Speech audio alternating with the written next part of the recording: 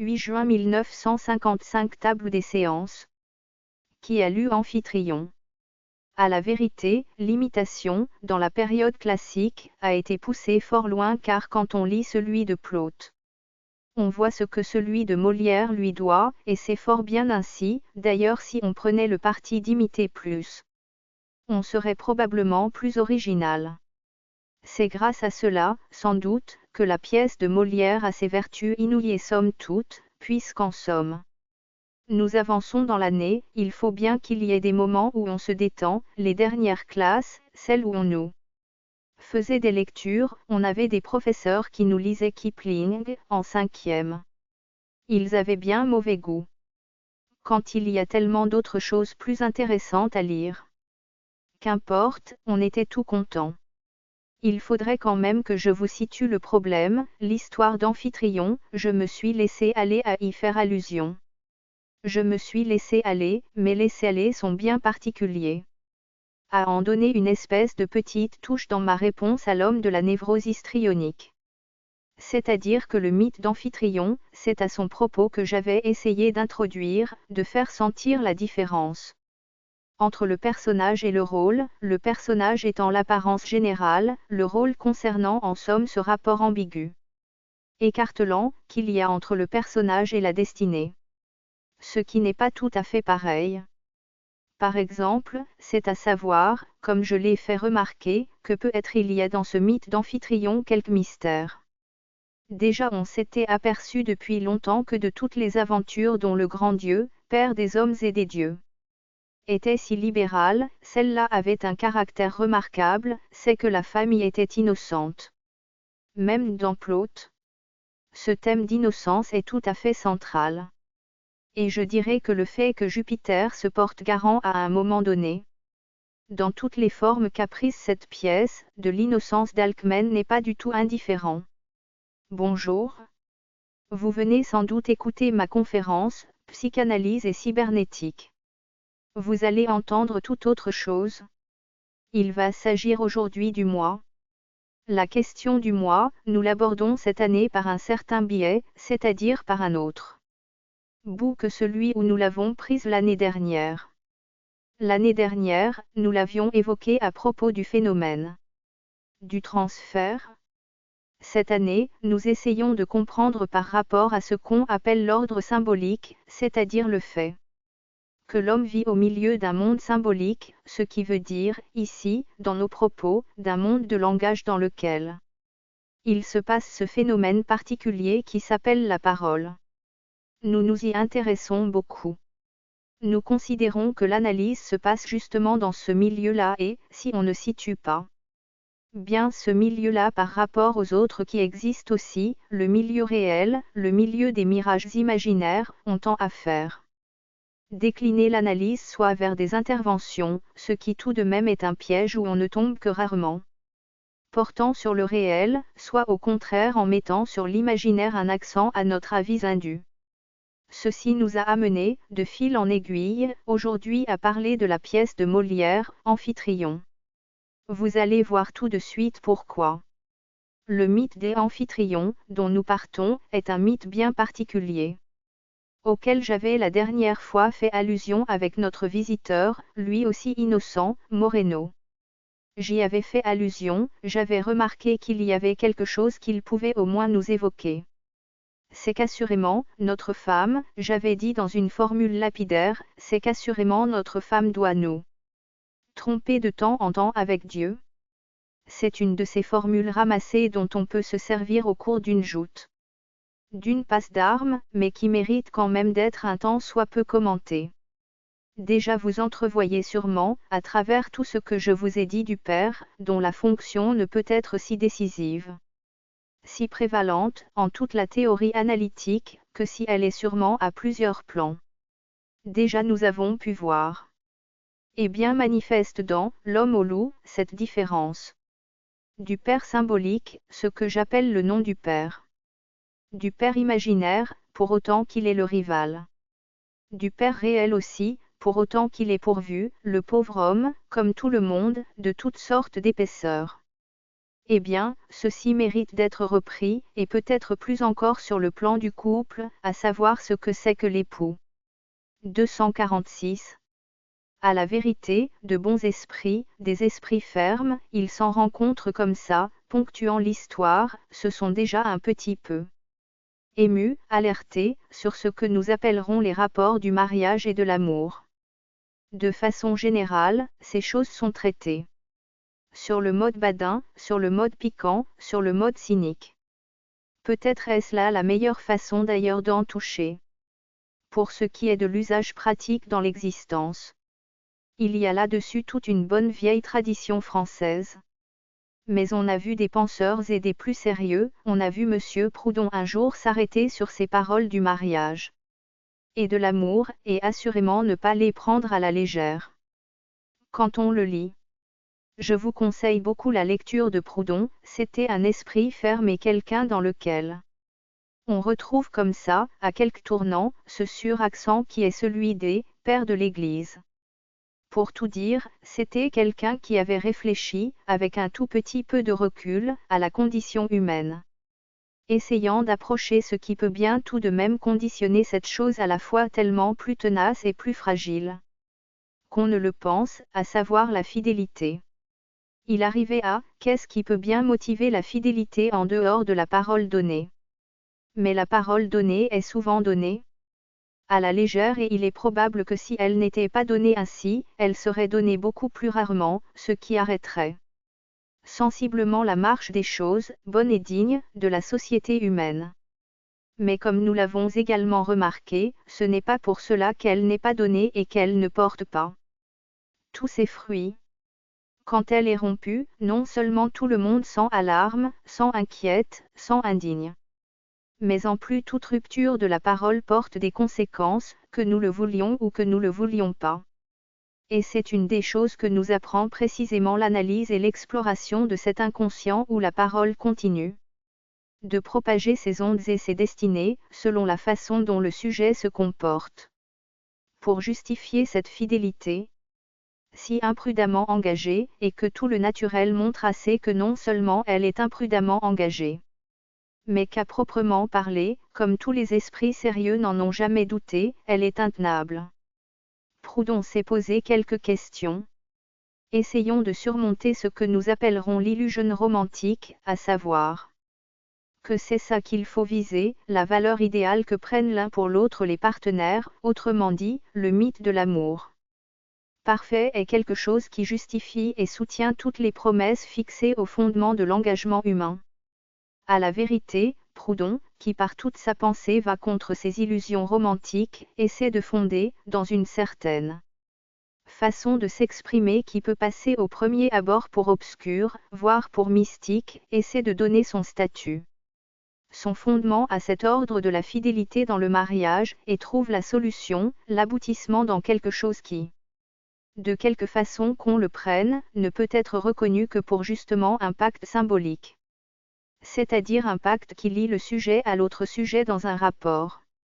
Par exemple, mettons-nous dans la perspective de la femme, l'amour que la femme donne à son époux est un amour qui vise non pas l'individu, si tant est même qu'elle l'idéalise, qu'elle puisse avec le temps maintenir une idéalisation dont on sait qu'assurément, c'est bien là le danger de ce qu'on appelle la vie commune, c'est qu'elle n'est pas tenable elle non plus l'idéalisation.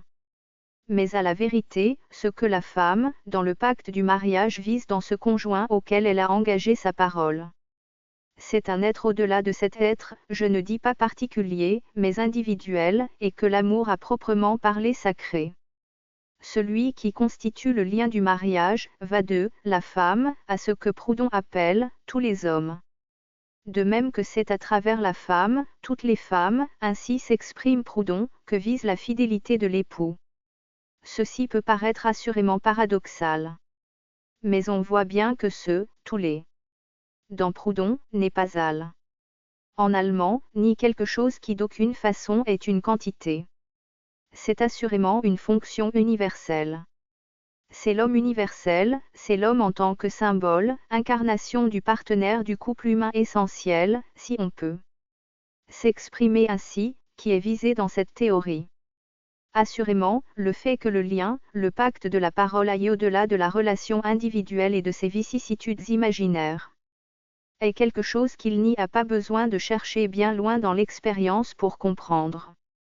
Mais pour comprendre le conflit, si l'on peut dire, qui s'établit entre le pacte symbolique et les relations imaginaires qui sont suscitées en abondance, qui prolifèrent spontanément à l'intérieur de toute relation à proprement parler libidinale, à l'intérieur même et d'autant plus qu'intervient ce qui est à proprement parler de l'ordre passionnel, et de l'ordre de la Verlietheit, qu'il y ait là un conflit.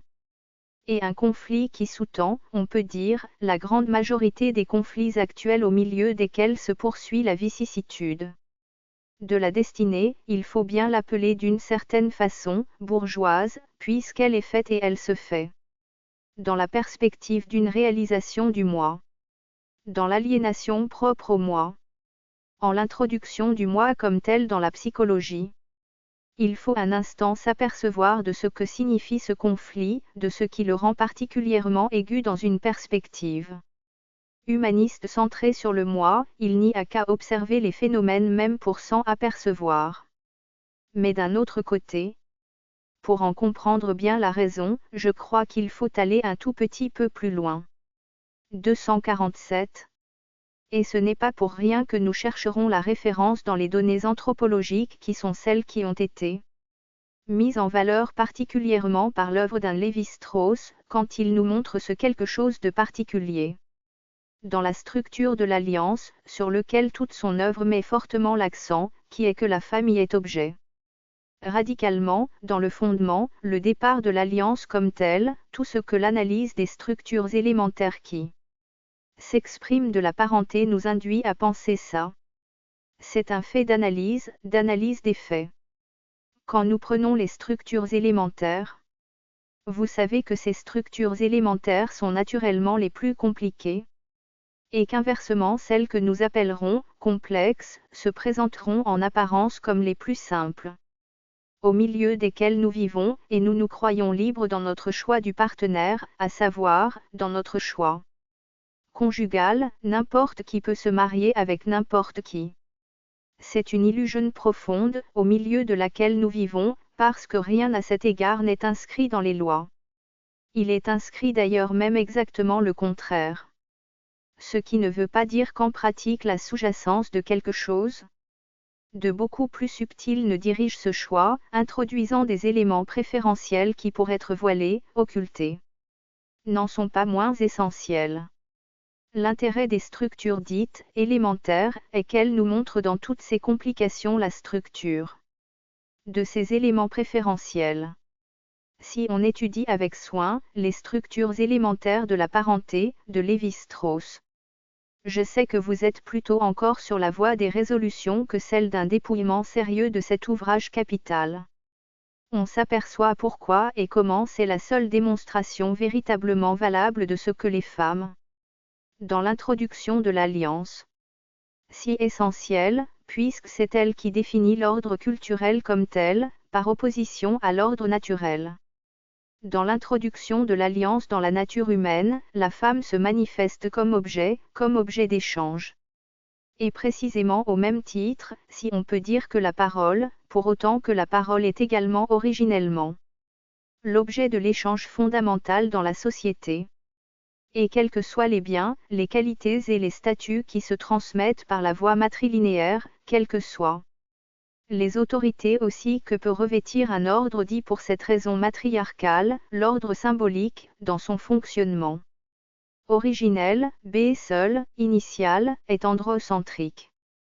C'est un fait, et qui bien entendu, n'a pas manqué, au cours de l'histoire, de recevoir toutes sortes de correctifs, mais dont le caractère fondamental, à être négligé, nous empêche de comprendre toutes sortes de choses, et en particulier la position tout à fait particulière, dissymétrique, dans les liens amoureux.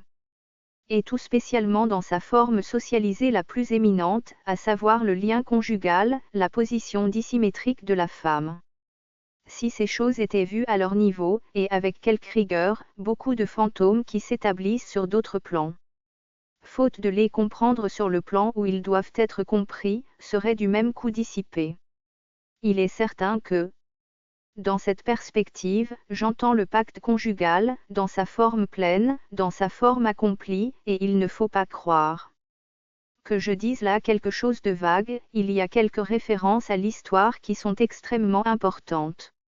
La notion moderne que nous avons du mariage comme d'un pacte de consentement mutuel est assurément une nouveauté, introduite par la perspective d'une religion de salut, donnant une prévalence à l'âme individuelle, et qui en réalité recouvre et masque la structure initiale donnée dans le caractère primitivement sacré du mariage. Il est tout à fait impossible de comprendre l'histoire de cette institution, qui actuellement se révèle sous sa forme ramassée, si je puis dire, où certains de ses traits sont si solides et si tenaces, que nous ne sommes pas prêts avec les révolutions sociales d'en voir s'effacer la prévalence et la signification. Il faut bien voir qu'au cours de l'histoire il y a eu toujours dans cet ordre deux contrats d'une nature très différente. Chez les Romains par exemple, le mariage des gens qui ont un nom, et qui en est vraiment un, des patriciens, des nobles. Immobile voulant dire exactement ceux qui n'ont pas de nom, le mariage des patriciens a justement ce caractère hautement symbolique, qui lui est assuré d'ailleurs par des cérémonies d'une nature spéciale. Je ne veux pas entrer dans les détails, ni vous faire la description de la confareatio qui montre la différence du mariage essentiel au sens plein de ceux qui existent au sens symbolique, et de ceux qui ne sont que ceux de la plèbe, pour lesquels existe aussi une sorte de mariage, lequel n'est fondé essentiellement sur rien du tout dans cette perspective et qui constitue ce que techniquement la société romaine appelle le concubinat. À remarquer que les institutions du concubinat, fondées sur le contrat mutuel, sont exactement celles qui, à partir d'un certain flottement de la société, se généralisent, et on voit même, dans les derniers temps de l'histoire romaine, le concubinat s'établir dans les hautes sphères. À quelle fin ? 248. Afin de maintenir indépendants les statuts sociaux et tout spécialement les statuts quant aux biens des partenaires. Autrement dit, c'est à partir du moment où la femme s'émancipe, où la femme comme telle a droit de posséder, où la femme devient un individu dans la société, que les fonctions du mariage et leur signification s'abrasent et que viennent à se confondre, à converger, les deux fonctions originelles tellement différentes qu'a eu le mariage selon le niveau social de ceux auxquels cette institution s'adresse. Tout ceci pour situer, en quelque sorte, les piquets du décor au milieu duquel notre question d'aujourd'hui est soulevée.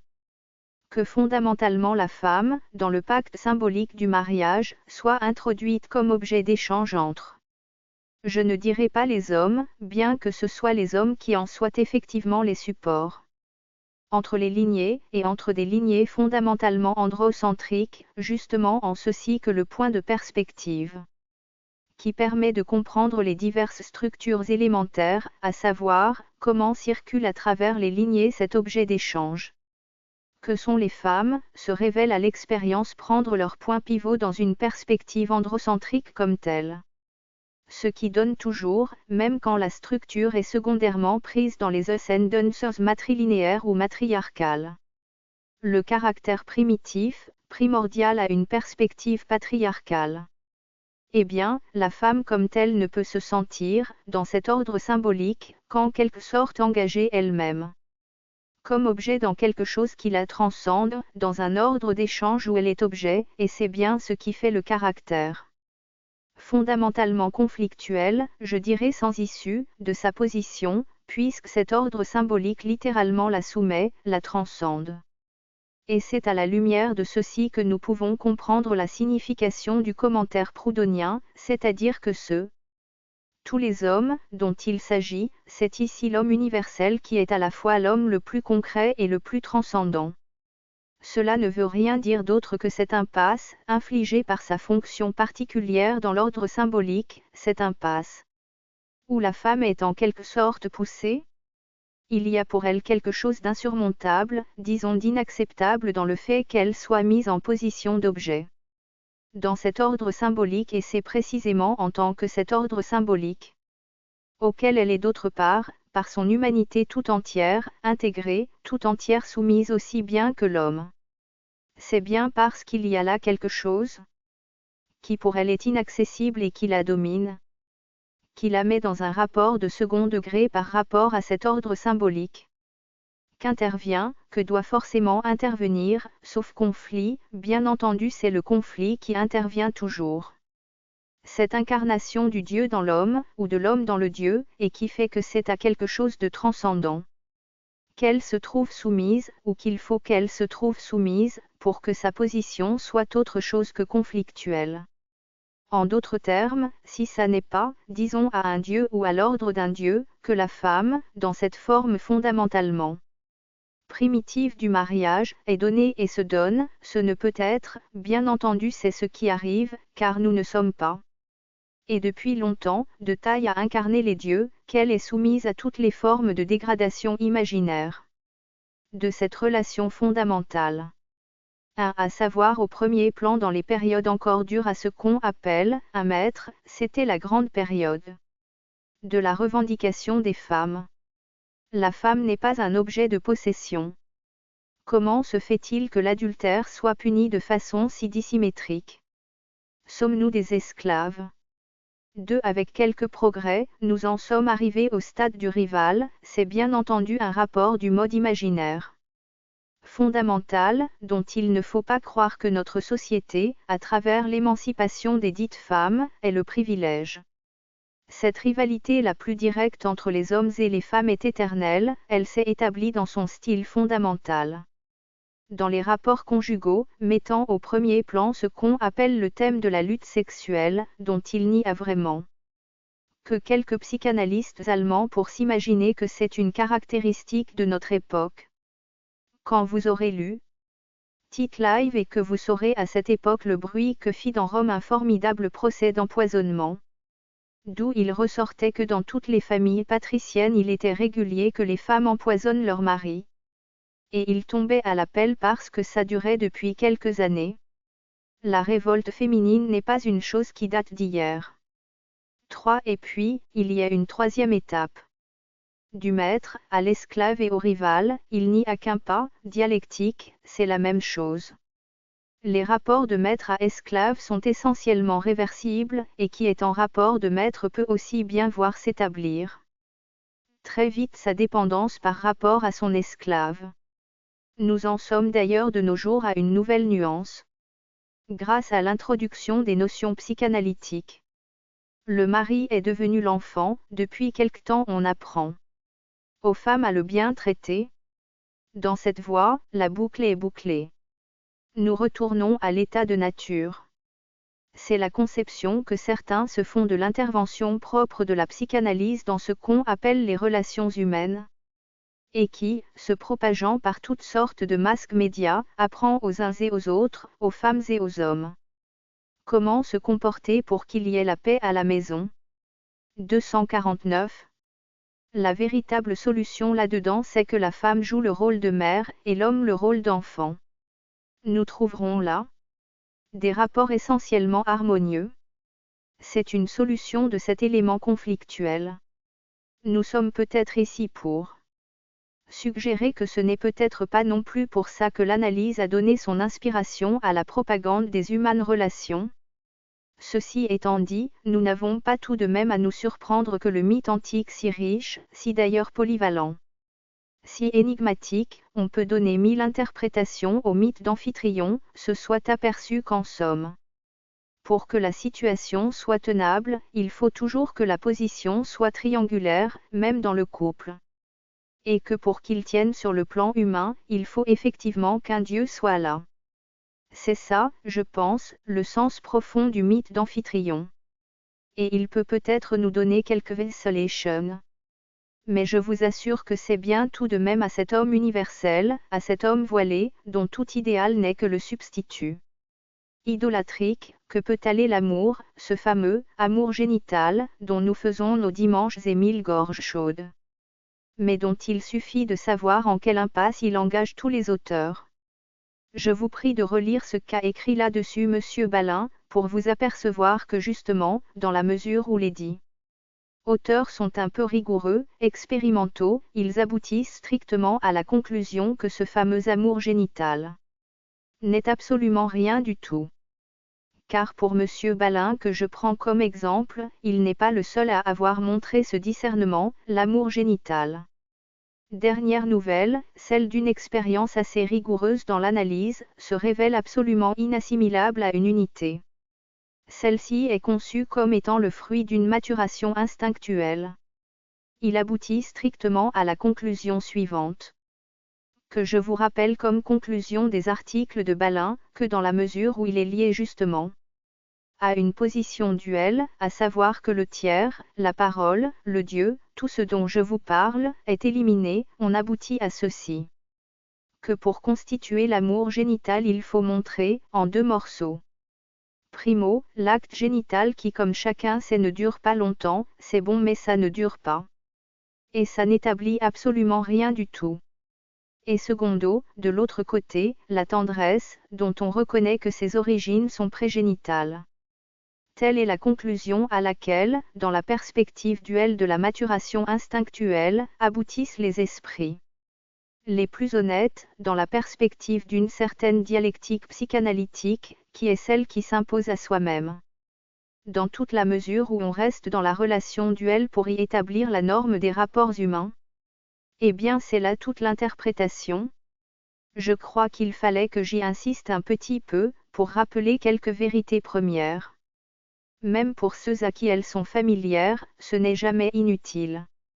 Pour ceux qui viennent pour la première fois, ça peut peut-être les surprendre dans leur foi naïve aux merveilles de la psychanalyse, mais il n'est pas mauvais qu'on leur apprenne que nous avons ici quelques discernements par rapport à ce qu'on peut attendre des fruits harmonieux d'une situation qui n'est pas harmonieuse en tant que telle, qui est fondamentalement conflictuelle. C'est la destinée humaine, et ce n'est qu'à partir de là qu'on peut s'avancer dans d'autres choses que dans des mythes. Eh bien, après vous avoir rappelé ce plan, cette question fondamentale, qui est posée par le mythe d'Amphitryon, nous allons voir de quoi il retourne dans Plaute et dans Molière. Je puis vous dire, c'est un fait, c'est comme ça, c'est comme. Pour l'instauration de l'androcentrisme de l'ordre symbolique, c'est un fait que c'est Plaute qui a introduit sosie. Il n'y avait pas de sosie dans le mythe d'Amphitryon, les mythes grecs ne sont pas moïques, mais par contre les mois existent. Et il y a un endroit où les mois ont tout naturellement la parole, c'est la comédie. C'est pour ça que c'est essentiel que ce soit un poète comique, ce qui ne veut pas dire du tout un poète drôle. Je pense que certains d'entre vous ont déjà réfléchi sur ce point, qui introduisent cette nouveauté essentielle. Désormais inséparable du mythe d'Amphitryon, sosie. Sosie, c'est le moi.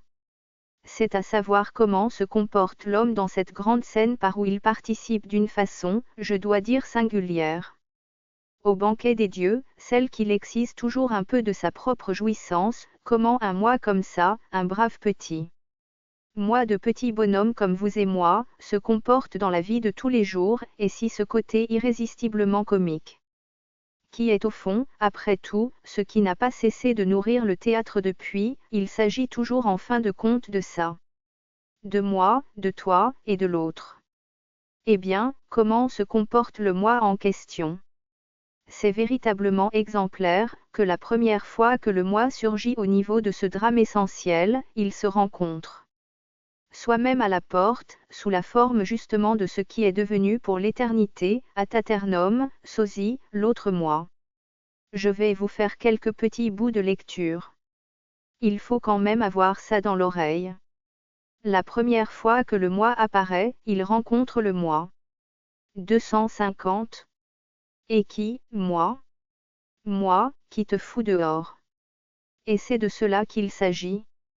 C'est en cela que la comédie d'Amphitryon est véritablement exemplaire, et il suffit de piquer de ci, de là pour s'apercevoir combien les formes même du style et du langage ont montré que ceux qui ont introduit ce personnage fondamental savaient de quoi il s'agissait. Cette pièce de Plaute, par exemple, qui est la première fois que monte sur la scène ce personnage essentiel, sosie, se passe sous la forme d'un dialogue dans la nuit, dont vous pourrez apprécier, je vous y renvoie, je ne vais pas vous lire tout le texte latin, le caractère tout à fait saisissant, et c'est bien le cas de le dire, dans un usage du mot qu'il faut mettre entre guillemets, le caractère symbolique. Ces personnages jouent selon une tradition, si souvent si mal soutenue dans le jeu des acteurs, de la part, qui fait que deux personnages sont ensemble, sur la scène, et se tiennent des propos dont chacun vaut par le caractère d'écho ou de quiproquo. Ce qui est la même chose, qu'il prend dans les propos que l'autre tient indépendamment. C'est quelque chose qui, faute d'un jeu suffisant, nous paraît maintenant bien artificiel. Mais ce n'est pas du tout par hasard que c'est essentiel à la comédie classique. Là, elle est portée à son suprême degré. Et je ne pouvais manquer d'y penser l'autre jour en assistant au théâtre chinois, à ce qui est porté au suprême degré. Dans un côté manifesté dans le geste, qui fait que ces gens parlent chinois, et vous n'en êtes pas moins saisi par tout ce qu'ils vous montrent. C'est en effet une grande tradition de ce théâtre tout à fait spécialement spectaculaire. Au point d'en être acrobatique, de voir comment, pendant plus d'un quart d'heure, on a l'impression que ça dure des heures. Deux personnages peuvent se déplacer sur la même scène en nous donnant vraiment le sentiment d'être dans deux espaces différents, c'est-à-dire chacun dans une obscurité totale, et avec quelle adresse et quelle ressource et multiplicité ingénieuse, ils peuvent passer littéralement les uns au travers des autres. Car c'est cela qui nous est démontré, que l'espace imaginaire est là, devant nous. Ces êtres s'atteignent à chaque instant par un geste qui ne saurait manquer l'adversaire et néanmoins l'évite, parce qu'il sait trouver qu'il est déjà ailleurs. Et cette démonstration vraiment sensationnelle, qui suggère à la fois le caractère miraginaire de l'espace, imaginaire comme tel, et le fait que c'est là la caractéristique du plan symbolique, qu'il n'y a jamais de rencontre qui soit un choc, est quelque chose qui est bien destiné à vous ouvrir l'esprit sur une certaine dimension démonstrative du drame classique, du drame comme tel. C'est bien en effet quelque chose comme ceci qui se produit toujours, et spécialement la première fois qu'intervient sur la scène classique, Sosie. Sosie arrive et rencontre Sosie. Le dialogue qui s'établit entre eux mérite d'être pris. Qui va là? Moi. Qui, moi? Moi. Courage Sosie. Se dit-il à lui-même, car celui-là, bien entendu c'est le vrai, et il n'est pas tranquille. Quel est ton sort? D'être homme et de parler. Voilà quelqu'un qui n'avait pas été au séminaire, mais qui a la marque de fabrique. Es-tu maître ou valet? Comme il me prend envie. Ça, c'est tiré directement de Plaute, c'est une très jolie définition du moi. Es-tu maître ou valet? Comme il me prend envie. Où s'adressent tes pas? Où j'ai dessein d'aller? Et puis, ça continue. Ah! Ceci me déplaît. Jean est l'âme ravie. Dit l'imbécile, qui s'attend naturellement à recevoir une tripotée et fait déjà le faraud. 251. Il faut retrouver ce dialogue essentiel aux différentes étapes de la comédie. Elle n'est jamais décevante, et ce dont il s'agit. Nous allons tâcher maintenant de la mettre en valeur. C'est la même chose en latin que ce que Molière a calqué en français, à savoir la position fondamentale du moi en face de son image et de son reflet, que cette inversibilité immédiate de la position de maître et de valet. Je vous signale que c'est dans ce texte que nous pouvons trouver une confirmation de la signification stricte qui est celle que j'ai donnée, au moins à certains d'entre vous, au terme « faedis » comme étant équivalent du terme « parole donnée ». Tu as fidei credo, je crois en ta parole. Il s'agit exactement de cela au moment où Mercure commence à diminuer ses coups, et il s'agit qu'on s'explique. Et Mercure prend l'engagement, quoi que l'autre dise, de ne pas lui retomber dessus. C'est à ce moment-là que Sosie dit « Je crois en ta parole ». Faedis, en latin ne veut pas dire autre chose que la parole donnée. Ceci est une valeur rétrospective. Par rapport à nos propos d'ici, l'innobili de tout à l'heure, l'homme sans nom, est également un terme que vous trouverez dans le texte latin. En somme, de quoi s'agit-il? Vous savez combien c'est un des thèmes les plus désopilants de l'entrée de sosie? Car dans la pièce de Molière il vient tout à fait au premier plan, je dirais même qu'il ne s'agit que de lui, c'est lui qui ouvre la scène, tout de suite après le dialogue de Mercure qui prépare la nuit de Jupiter. Sosie arrive avec une lanterne. Tâchons de voir la signification psychologique de ce drame, et faisons selon une tradition qui est justement celle de la pratique que nous tendons à critiquer, de voir les éléments du drame comme incarnation des personnages intérieurs. Le sosie arrive, brave petit sosie, avec la victoire de son maître. Il vient se faire entendre d'Alcmène, comme la scène désopilante dont je vous parle, où il se prépare à en raconter. Il pose la lanterne et il dit, voilà Alcmène. Et il commence à lui raconter les prouesses de son maître. En somme, c'est l'homme qui s'imagine que l'objet de son désir, la paix de sa jouissance, dépend de ses mérites. C'est l'homme du surmoi. C'est l'homme qui éternellement veut s'élever à la dignité des idéaux du Père, du Maître, de tout ce que vous voudrez, et qu'il croit qu'avec ça il va atteindre ce qu'il cherche, à savoir l'objet de son désir. S'il y a quelque chose qui caractérise cette pièce, c'est que jamais sosie ne parviendra à se faire entendre d'Alcmène. Et la raison pour laquelle il ne parviendra jamais à se faire entendre d'Alcmène est inscrite dans le texte, c'est parce que la nature même du moi, son rapport fondamental au monde est de trouver toujours en face de lui son reflet, et son reflet, qui comme tel le dépossède de tout ce qu'il peut songer à atteindre lui-même, en tant qu'il est moi, il rencontre cette sorte d'ombre, de reflet, d'image qui est à la fois de rival, de maître, d'esclave à l'occasion si l'on veut, mais assurément quelque chose qui le sépare essentiellement de ce dont il s'agit, à savoir de la reconnaissance du désir comme tel. Ici, se produit l'intervention de quoi? Du maître réel, de celui qui est pour sosie son répondant, ses mérites. Qui est ce pourquoi il est de la maison? Le texte latin là-dessus a des formules extrêmement saisissantes. Au cours de ce dialogue impayable, au cours duquel Mercure, à force de coups, force sosie à abandonner sa propre identité, à renoncer à son propre nom, comme Galilée dira, et quand même la terre tourne. Il y revient sans cesse. Pourtant je suis sosie. Et il a cette merveilleuse parole. Par Palux, tu me alionabi non quand, tu ne me feras jamais autre, qu'in sum. Vous voyez là l'aliénation est là, jusque dans le texte latin, et l'intervention du nost, car enfin je suis ici si je suis nôtre. L'appui du moi, ou le dernier appui du moi au niveau de Plaute, nous le retrouvons qu'à peine, quoiqu'indiqué dans Molière. C'est qu'il se rattache à tout cet ordre, à toute cette appartenance, au fait que son maître est un grand général. Et on voit bien combien le moi est à l'abri du nous. Quand l'amphitryon, le maître, va arriver, qu'est-ce que nous voyons? Celui qui va rétablir l'ordre, celui qui va se faire entendre. Le remarquable de cette pièce est justement ceci qu'Amphitryon sera aussi flou et aussi dupé, aussi égaré que sosie lui-même. Mais en tout cas une chose à laquelle il ne comprend absolument rien, c'est tout ce que lui raconte sosie. C'est à savoir qu'il a rencontré un autre moi. Dans le texte latin, ceci est tout à fait saisissant. Dans le texte de Molière, l'accent vaut la peine d'en être retrouvé. 252. Amphitryon, comment donc, à quelle patience faut-il que je m'exhorte? Mais enfin n'es-tu pas entré dans la maison? Sosie, bon, entré.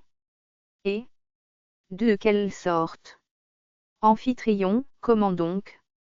Sosie, avec un bâton dans mon dos. Amphitryon, et qui? Sosie, moi. Amphitryon, toi, te battre. Sosie? Oui, moi. Non pas le moi d'ici mais le moi du logis qui frappe comme 4.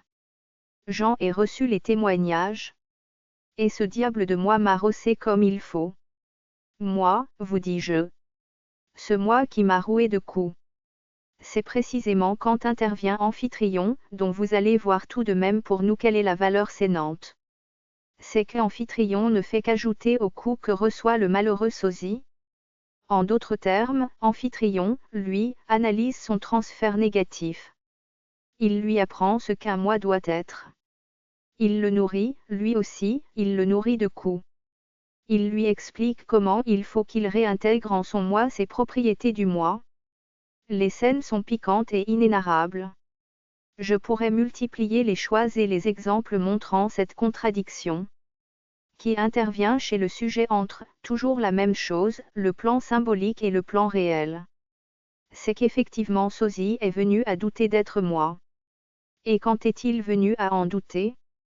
Quand Mercure lui raconte quelque chose de très spécial, ce qu'il a fait au moment où personne ne le voyait. Étonné de ce que Mercure lui révèle sur son propre comportement, Sosie.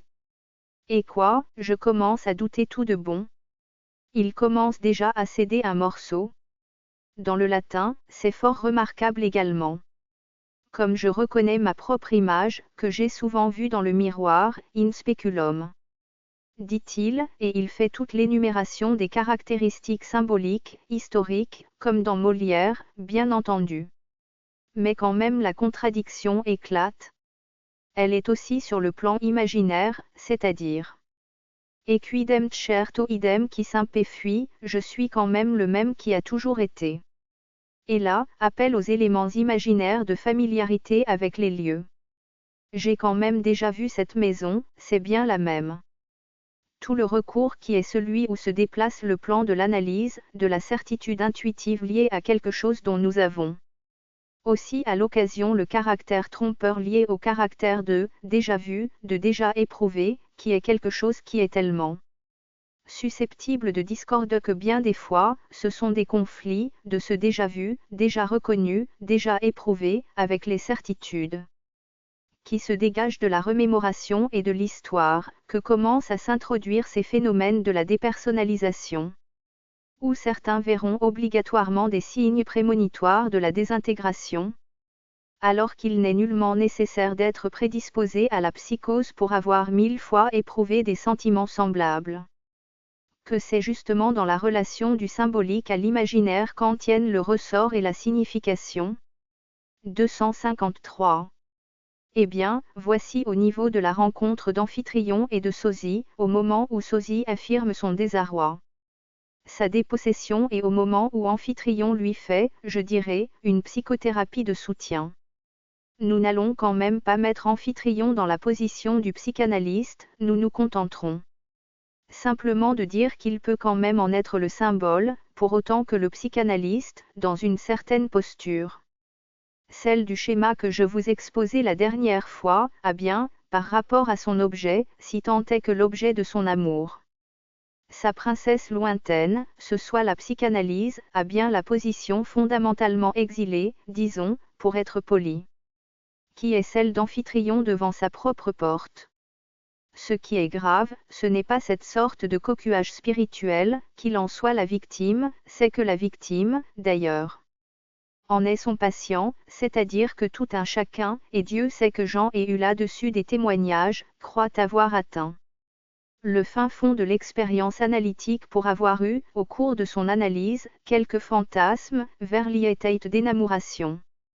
Pour la personne qui, chez son analyste, lui ouvre la porte, ce qui n'est pas un témoignage qu'il est rare d'entendre.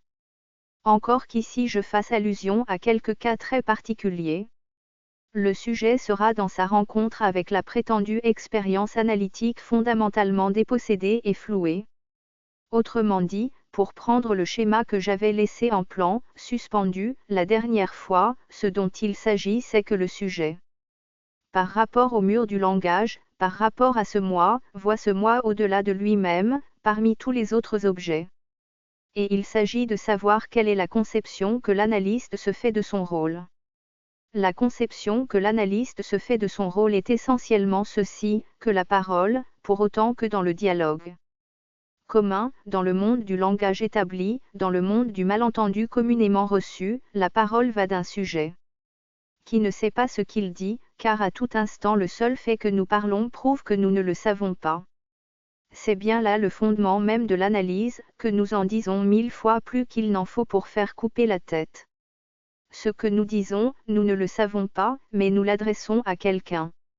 Et c'est dans la mesure où nous l'adressons à quelqu'un qui est miraginaire, pourvu d'un moi, et à ce moi comme tel nous avons l'illusion, en raison de la propagation de la parole en ligne droite dont je vous parlais la dernière fois, que cette parole vient de quelque part qui est là, où nous situons, de façon privilégiée, notre propre moi qui à juste titre est séparé, sur ce schéma, de tous les autres moi. Car, comme le fait quelque part remarquer Giraudoux dans son Amphitryon à lui, au moment où Jupiter essaie de savoir de Mercure à peu près ce que sont les hommes, il lui dit entre autres que l'homme est ce personnage qui se demande tout le temps s'il existe.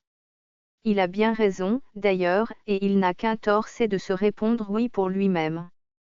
Tout au moins de cela il en est bien sûr. Et en effet la position privilégiée du moi par rapport à tous les autres, le seul dont l'homme soit véritablement bien sûr qu'il existe quand il s'interroge, et Dieu sait s'il s'interroge, fondamentalement il est là, tout seul. Et c'est parce que c'est à ce niveau-là, au niveau du moi de l'autre, qu'est reçue la parole, que le sujet entretient la douce illusion. Que ce moi est ici dans cette position unique. Comme je vous l'ai indiqué et expliqué, tout est là. À savoir si l'analyste conçoit qu'il faut répondre de là, qu'il doit entériner cette fonction du moi, qui est précisément celle par laquelle le sujet est dépossédé de lui-même, s'il doit simplement lui dire, rentre dans ton moi, ou plutôt, fais grec rentrer tout ce que tu en laisses échapper. Reconstitue-toi ces hébertis que tu as numérotés quand tu étais en présence de l'autre sosie, maintenant, réintègre-les, mange-les. Et comme maintenant la théorie introjective, rassemble, reconstitue-toi dans la plénitude de ces pulsions et de ces instincts. Qui sont ceux que tu méconnais et que tu ignores? En d'autres termes, par toute une série d'interventions, quelles qu'elles soient, qui sont les interventions du type duel. L'introduction des catégories du monde, de la perspective objectale de l'analyste dans la reconstitution du sujet. Ou bien si, au contraire, ce dont il s'agit c'est que le sujet apprenne ce qui parle de la S. 254. Et pour savoir ce qui parle de là, s'aperçoivent du paradoxe, du caractère fondamentalement imaginaire de ce qui se passe. De ce qui se dit à partir de là, est-ce quand est évoqué, comme tel, l'autre absolu, A, qui est toujours là le transcendant. Qu'il y a dans le langage chaque fois qu'une parole tente d'être émise. Il y a un cas tout à fait concret qui est celui de l'obsédé. Ce qu'il y a chez l'obsédé c'est au maximum cette incidence du moi. En tant qu'elle est mortelle. Ce qu'il y a derrière l'obsédé, c'est non pas, comme vous le disent certains théoriciens, le danger de la folie, c'est-à-dire le symbole déchaîné comme tel. Le sujet schizoïde, le sujet qui parle en quelque sorte au niveau de ses pulsions, l'aliénation fondamentale du moi.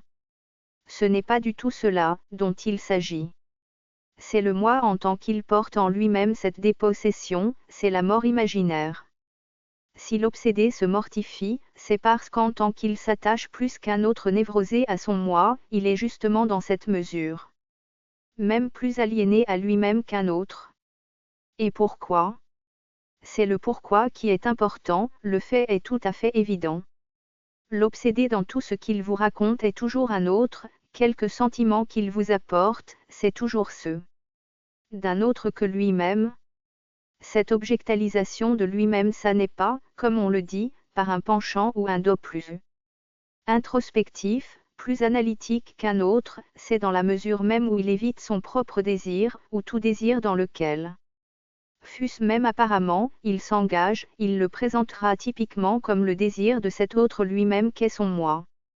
Et donc n'est-ce pas abonder dans son sens que de penser à renforcer son moi, que de penser à lui permettre ses diverses pulsions, et son oralité, et son analité, et son stade oral tardif et son stade anal primaire, de lui apprendre à reconnaître ce qu'il veut. C'est-à-dire, ce qu'on sait bien entendu depuis le départ, la destruction de l'autre, et comment cela ne serait-il pas la destruction de l'autre, puisque c'est ce dont il s'agit, puisqu'il s'agit de la destruction de lui-même, ce qui est exactement la même chose. Avant toute chose, avant de lui permettre de reconnaître toute cette fondamentale agressivité qu'il disperse sur le monde. qu'il réfracte sur le monde et qui pour lui littéralement structure toutes les relations objectales, il faut lui faire comprendre. D'abord et avant tout pourquoi il en est ainsi, à savoir quelle est la fonction de ce rapport mortel avec lui-même qui est le sien.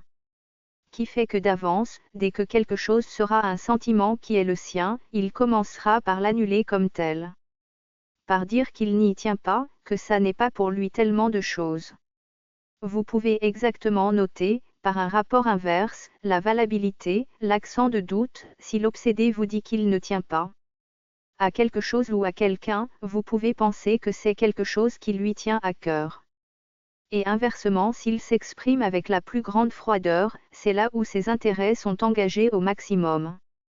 Qu'est-ce à dire, c'est que la première chose que nous avons à faire vis-à-vis de l'obsédé, ce n'est pas de lui faire se reconnaître lui-même dans cette image décomposée qu'il nous présente de lui-même sous la forme plus ou moins épanouie, dégradée, relâchée de ses pulsions agressives. Ce n'est pas dans ce rapport duel avec lui-même qu'est la clé de la cure. Bien entendu, c'est essentiel. Mais si cette interprétation de son rapport mortel à lui-même peut avoir une portée, c'est dans la mesure où vous lui faites comprendre la fonction. Ce n'est pas à lui-même ni réellement qu'il est mort. Il est mort pour qui? Pour celui qui est son maître. Nous venons de l'expliquer, de le dire. Mais, par rapport à quoi? Par rapport à l'objet de sa jouissance? Mais d'autre part, s'il est mort, ou s'il se présente comme tel, il n'est donc plus là. C'est-à-dire que c'est un autre que lui qui a un maître et lui-même inversement a un autre maître. C'est pour ça qu'il est toujours ailleurs et qu'en tant que désirant il se dédouble indéfiniment en une série de personnages, dont les Fairbairn, par exemple, ou personnages de cette lignée, font la découverte émerveillée, à savoir qu'il y a beaucoup plus que les trois personnages dont nous parle Freud, à l'intérieur de la psychologie du sujet, idée, super-ego, ou ego.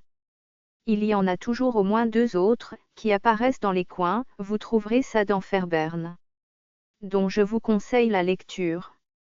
255. Mais assurément on peut encore en trouver d'autres, comme dans une glace avec teint, si vous regardez attentivement.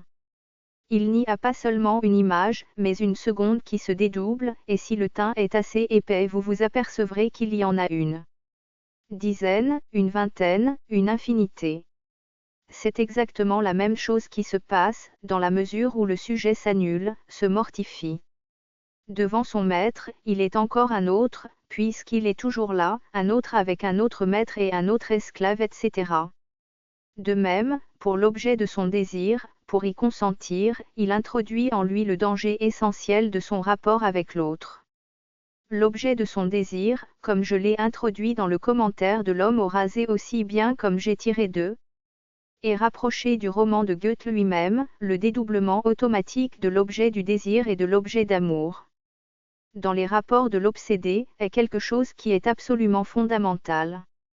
Il faut en effet que ce à quoi il tient soit toujours autre, car s'il le reconnaissait vraiment pour tel, il serait guéri.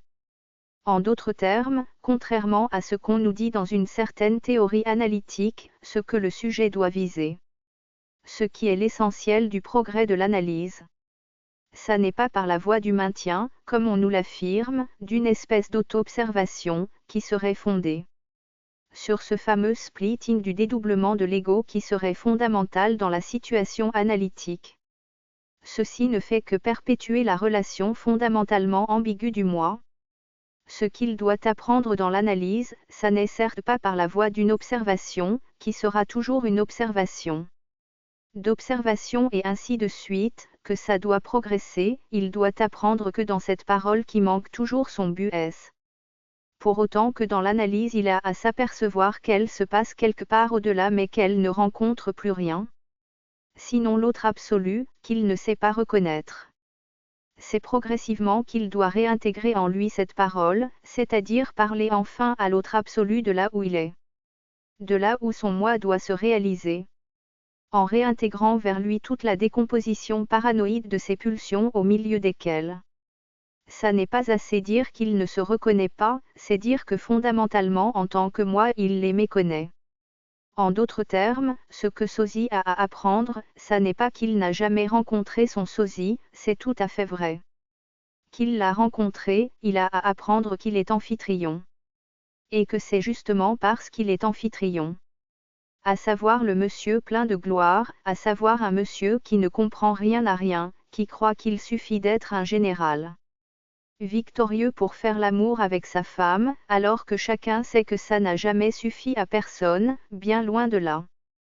Il a à s'apercevoir que c'est ce qu'il est, à s'apercevoir que c'est parce qu'il est amphitryon, parce qu'il ne comprend rien à ce qu'on désire, parce qu'il est fondamentalement aliéné, qu'il ne rencontre jamais l'objet de ses désirs. Il a à s'apercevoir pourquoi il tient fondamentalement à ce moi, et comment ce moi c'est, en tant que tel, son aliénation fondamentale. Il a à s'apercevoir de cette gémellité profonde, qui est aussi une des perspectives essentielles de l'amphitryon. Et aussi sur deux plans, sur le plan de ses sosies, de ses mirages, qui se mirent l'un dans l'autre. Et aussi du fait, à l'étage supérieur, au niveau du plan des dieux, de la naissance simultanée par le ventre d'Alcmène, qui est beaucoup plus présente, nous avons acquis avec le temps une pudeur qui nous empêche d'aller loin dans les choses, qui est beaucoup plus présente dans la pièce de Plaute, ce qui fait qu'Alcmène engendre d'un double amour aussi un double fruit. Enfin, je crois qu'à travers ce mythe, cette démonstration dramatique, sinon psychodramatique, que représente pour nous l'amphitryon, j'ai voulu simplement vous faire sentir aujourd'hui combien il inscrit dans un registre, une pensée traditionnelle. Les problèmes mêmes, vivants, que nous nous posons au cours de l'analyse, et qui sont ceux qui offrent toujours à notre pratique deux versants. Celui d'une illusion fondamentalement psychologiste, qui existe d'une part, et dont je vous conseille d'aller chercher les témoignages dans les écrits même des auteurs qui la soutiennent. Dans ce Fairbairn dont je vous parlais l'autre jour, vous avez un très joli exemple. Il ne s'agit pas d'un obsédé, la chose n'est pas tellement compliquée, il s'agit du cas d'une femme qui a une anomalie génitale réelle, probablement, encore que par une singulière timidité on n'est jamais tout à fait tiré la chose au clair, elle a un tout petit vagin, et qu'on a respecté, elle est vierge, et probablement qu'à ce tout petit vagin ne correspond aucun utérus. La chose reste à peu près certaine, sans avoir été tout à fait confirmée. Mais assurément l'anomalie, au moins au niveau du caractère sexuel secondaire, est éclatante de l'avis de certains spécialistes qui ont été jusqu'à dire qu'il s'agissait là de pseudo-hermaphrodisme et de quelqu'un qui dans la réalité est un homme. Tel est le sujet que Fairbairn prend en analyse. 256. Et je dirais que l'espèce de grandeur avec laquelle est développée toute la suite du cas est quelque chose qui vaut bien d'être relevé. Il constate, il nous le raconte avec une tranquillité parfaite, que ce sujet qui est somme toute une personnalité d'un intérêt, d'une qualité évidente, qui se trouve être institutrice, a appris au cours de sa vie qu'il y avait évidemment quelque chose qui ne tournait pas rond, que sa situation était tout de même bien particulière par rapport à la réalité des sexes. Elle l'a appris d'autant mieux que je crois qu'ils sont une dizaine d'enfants dans la famille, il y a chez elle 6 ou 7 filles. Dans le même cas, alors on s'y connaît, on sait que les femmes sont drôlement bicornées, ce n'est pas l'obscurantisme qui joue là son rôle. Elle se dit qu'évidemment c'est spécial et elle s'en réjouit, elle se dit, comme ça, il y a beaucoup de tracas qui ne seront pas les miens, et elle se fait bravement institutrice, et elle se met sagement à instruire les enfants. Et elle se met tout doucement à s'apercevoir que, bien loin d'être déchargée des servitudes, et que la nature lui donne toute jouissance pour une action purement spirituelle, il se produit de drôles de choses. Ça ne va jamais, ça n'est jamais assez bien. Elle se sent affreusement tyrannisée par ses scrupules, elle veut faire mieux. Et quand elle s'est bien épuisée, bien esquintée, au cours du 2e trimestre, elle fait une crise de dépression. Cela va très loin. Que va lui apprendre cet analyste ? Il pense une chose, il pense avant tout à lui réintégrer ses pulsions, c'est-à-dire à lui faire S'apercevoir de quelque chose, de ce qu'on appelle un complexe phallique, et paumé. Oui, c'est vrai. On découvre qu'il y a une relation entre le fait qu'elle affecte, comme on dit en anglais, certains hommes, que l'approche de certains hommes lui fait quelque chose, et l'établissement des crises de dépression. L'analyste en découvre qu'elle voudrait leur faire du mal. Et pendant des mois il lui apprend à réintégrer cette pulsion agressive. Et il se dit, pendant tout ce temps-là, sacré nom de Dieu d'un petit bonhomme. Comme elle prend bien ça. Ce qu'il attend, c'est qu'elle fasse ce qu'il appelle des sentiments de culpabilité. Eh bien, vous m'en croirez si vous voulez. À force, il y arrive. À la fin des fins, le progrès de l'analyse consiste et est enregistré à la date où nous est rapportée l'observation. Dans les termes suivants, elle est enfin venue à son sentiment de culpabilité, c'est-à-dire que maintenant c'est bien simple. Elle ne peut plus approcher un homme sans déclencher des crises de remords qui, cette fois-ci alors, ont un corps. En d'autres termes, conformément au schéma dont l'autre jour je vous ai gratifié, qui était de l'auteur lui-même. On s'aperçoit que l'analyste lui a donné. Premièrement un moi, à savoir lui a appris ce qu'elle voulait vraiment, démolir les hommes. Et deuxièmement, lui a donné également un surmoi, à savoir que tout ceci est fort méchant. Et qu'en plus c'est tout à fait interdit de les approcher, ces hommes. C'est ce que l'auteur appelle, le stade paranoïde de l'analyse. Je le crois en effet assez volontiers, lui ayant appris où sont ses pulsions, eh bien, mon Dieu, il y arrive fort bien. C'est-à-dire que maintenant elle les voit se promener un peu partout. Est-ce que ceci est la voie tout à fait correcte, et n'y en aurait-il pas eu une autre? En d'autres termes, faut-il situer dans ce rapport duel réel ce dont il s'agit vraiment à propos des crises de dépression du sujet? Ce qu'il y a entre elle et les hommes est-il un rapport réel? Est-il un rapport essentiellement et comme tel libidinal, avec tout ce qu'il comporte dans le schéma de la régression? Il semble là que l'auteur ait la chose à la portée de la main. L'anomalie réelle du sujet devrait le mettre sur la voie. À savoir que les images des hommes avec les vertus dépressives pour ce sujet sont liées à ce que les hommes c'est elle-même. C'est sa propre image. C'est sa propre image, en tant qu'elle en est dépossédée, qu'elle en est aliénée, qu'elle lui est ravie. Qui exerce sur elle cette action décomposante qui est à proprement parler déconcertante, si vous voulez aussi.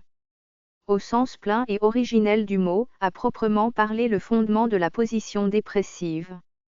C'est dans la mesure justement où c'est sa propre image, son image narcissique, son moi, que c'est quelques hommes. Quelle approche, que se produit cet effet et que ce dont il s'agit en effet, le biais où il est question pour elle de trouver. Sa voie est précisément en ceci, de savoir qui elle est vraiment. Et la situation certes sera plus difficile pour elle que pour quelqu'un d'autre, puisqu'elle est précisément dans une position ambiguë. Mais si cette position ambiguë est illustrée dans la tératologie, c'est quelque chose qui devrait être clair. Pour un analyste s'il se souvenait que toute espèce d'identification narcissique est comme telle ambiguë. Bien loin de là, loin de s'apercevoir qu'il n'y a pas de meilleure illustration de la fonction du pénineide chez un sujet que chez ce sujet-là, à savoir que c'est pour autant qu'il y a une identification avec l'homme imaginaire. Que le pénis prend sa valeur ici pleinement symbolique, qu'il y a question et problème. 257. Bien loin de là, il semble y avoir un argument pour dire qu'on aurait tout à fait tort de croire que le pénineide soit quelque chose qui soit tout à fait naturelle chez les femmes. Bien entendu. Qui lui a dit que c'est naturel? Bien entendu, que c'est symbolique. C'est pour autant que la femme est précisément dans un ordre symbolique à perspective androcentrique que le pénis prend cette valeur, qui d'ailleurs n'est pas le pénis mais le phallus, c'est-à-dire en tant que quelque chose d'un usage symbolique possible. Il est d'un usage symbolique possible simplement parce qu'il se voit, qu'il est érigé. Il y a usage symbolique qui n'est justement pas possible, c'est ce qui ne se voit pas, ce qui est caché. Chez cette femme, C'est tout à fait bien évident que la fonction du péninade joue ici à plein, puisqu'elle ne sait pas qui elle est, si elle est homme ou femme. Et le péninade va d'autant mieux qu'elle est en quelque sorte tout à fait engagée dans cette question de sa signification symbolique. C'est ça qui est le nœud du problème. Et toute la perspective de l'observation montre assez combien cette anomalie particulière, liée à cette position à l'endroit du réel, est en quelque sorte doublée aussi de quelque chose d'autre, qui est que dans sa famille et ce n'est peut-être pas sans relation avec cette apparition tératologique, le côté masculin est tout à fait effacé, le côté patrilinéaire est un personnage complètement absent. Et c'est le père de sa mère qui a joué le rôle de personnage supérieur. Et c'est par rapport à lui que le triangle s'établit d'une façon typique, et par rapport à lui que se pose la question de sa, ou non, phallisation. Tout ceci est complètement éludé dans la théorie et la conduite du traitement au nom du fait que, d'abord, ce dont il s'agit est de faire reconnaître au sujet ses pulsions, et tout spécialement, bien entendu, parce qu'à la vérité c'est les seuls qu'on rencontre et comme telles pleinement, les pulsions, qu'on appelle dans notre langage élégant, prégénitales. Grâce à cette investigation solide du prégénital, nous arrivons à une issue, ou tout au moins une phase que le thérapeute est amené à qualifier de paranoïde.